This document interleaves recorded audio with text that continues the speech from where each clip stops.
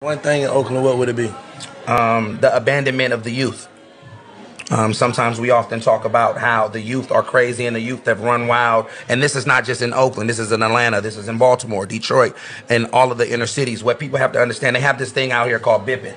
And bipping is in the breaking windows. It's a Yeah, big, Philip Yeah, was bro, I just was talking just about telling her that. that. it's Yeah. big about bipping, right? And me and a friend of mine, an elder guy, we talked about. He was like, "Man, these young dudes is crazy, man. They out here breaking windows." And I stopped him at that moment. I said, "Can I ask you a question?" And I was like, "Y'all sold crack.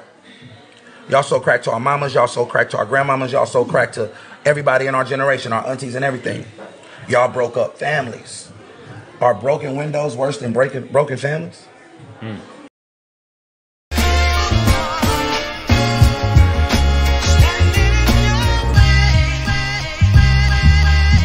Now I will never be your hater, I'm your biggest fan. I hope it falls into place just how you planned it. Life could put you in a pickle, just make sure it's kosher. Lean on me like Bill Withers until you smell the roses. What's happening, fam? L.A.R. movement still moving. Subscriber died trying. You see the thumbnail. More importantly, you saw the clip. Shout out to Mr. Fab. But I'm gonna take this conversation a little bit left.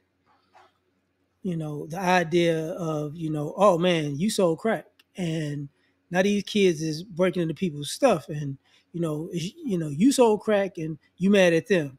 And it's two things about this. It's more than two, but the first thing I'm gonna say is this.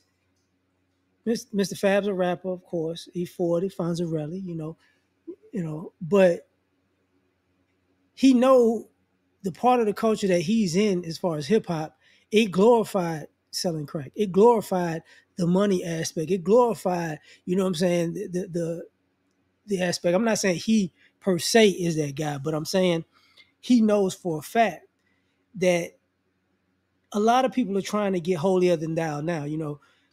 Um, my grandmother laughed at Sinbad because he made this joke about when you get old, you get nice because you're trying to get into heaven. And for me, that's what this becomes. It's like, oh, hey, but you did this. Now the second thing about this that I have an issue with is, and it might sound weird to some people, but just bear with me.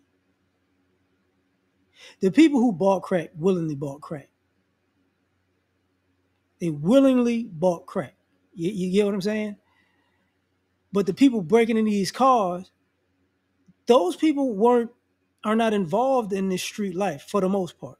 So the issue becomes, oh, okay, because these people decided to get themselves in the underworld and they decided to deal in the underworld and all the ramifications that came with it. Because let's not get it twisted. These dope fiends, these crackheads was breaking into people's houses and cars. So, but I'm gonna try to be factual about this. A lot of the times they were actually breaking into their family and friends' houses and cars. You know what I mean? Just for the record. They was breaking other people's stuff, but they was robbing their family and then robbing other people.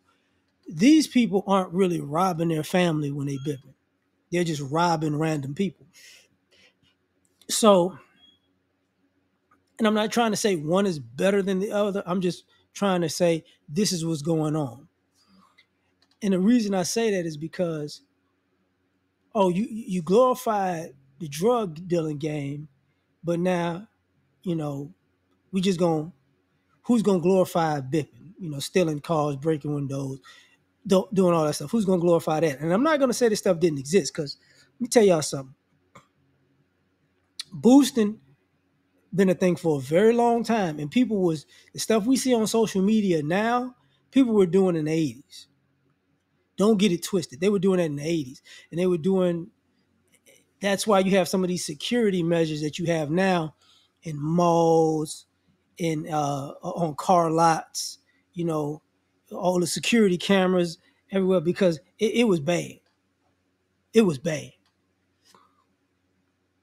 The interesting thing about this is it a cause and effect? Yeah, because there's another video circulating around about Too Short, you know, and he talked about how, as far as rap is concerned, the guys who were in the streets They had a run, maybe a year, maybe 5 years, and they got locked up for extended period of time, right? And they had fun during the run of money and status or whatever, but then when they were locked up, they realized, man, it wasn't worth it. But by that time, they couldn't get the message out to the streets fast enough because the music had already taken, it had exploded to the point where it was glorifying the stuff. That's why, I said, Mr. Fab or whatever, not necessarily saying he is the representation of that, but Bay Area, E40, Too Short.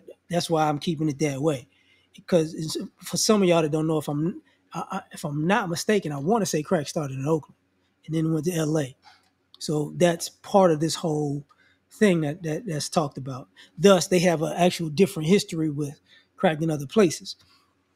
It comes around the same, but the starting point is the starting point. Now, another issue is this.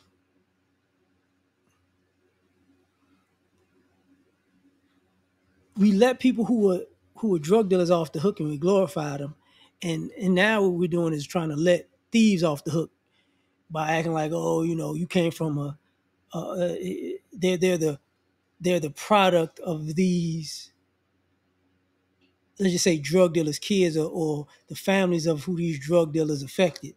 And truth is, for the most part, that's not true anymore. It's just materialistic kids who don't want to work at this particular point.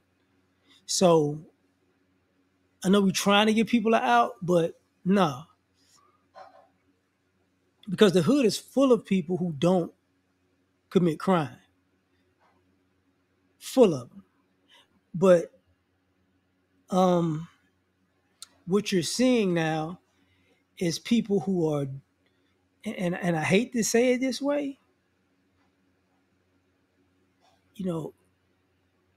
people who might have come from a family who started in the hood or who might even still be in the hood, but they're not like that. They're not like a criminal family, right? What you're really starting to see is a lot of kids who basically got a good situation be criminals trying to hide behind a good situation.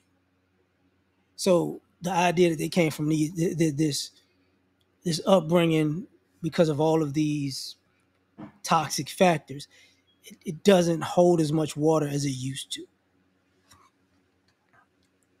And since y'all gonna go down that road, y'all better tell these kids about, like, 80s, 90s, 2000s. The one thing that y'all skip about that, them people was getting shot. You breaking into houses, you getting shot. Breaking into people's cars, you getting shot. Like this, that's the part of this that we skip over, even about that era of time. It's like you couldn't just break into people's houses with no recourse. Like, if somebody home, you might not make it. And I'll say this: it got bad when people started locking up homeowners and prosecuting not car owners, because they decided to handle up on what was going on.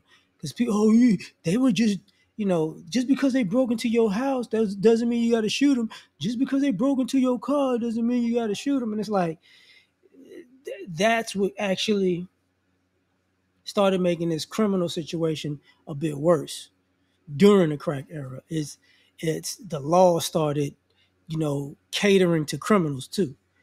So it made it more difficult to actually handle it on that particular occasion. So we don't add that to the equation that years later is why you see people committing crimes and act like there should be no response, when there was a time where you was like, hey man, if you get in the streets, you already know you can get killed, right? There ain't no sympathy for that. But now it's supposed to be some type of empathy for that, and I don't get it, but I'm from a different era, so whatever. So that's all my 2 cents is about this, man. You tell me what you think. Like, share, subscribe. catch you on the next one. Peace.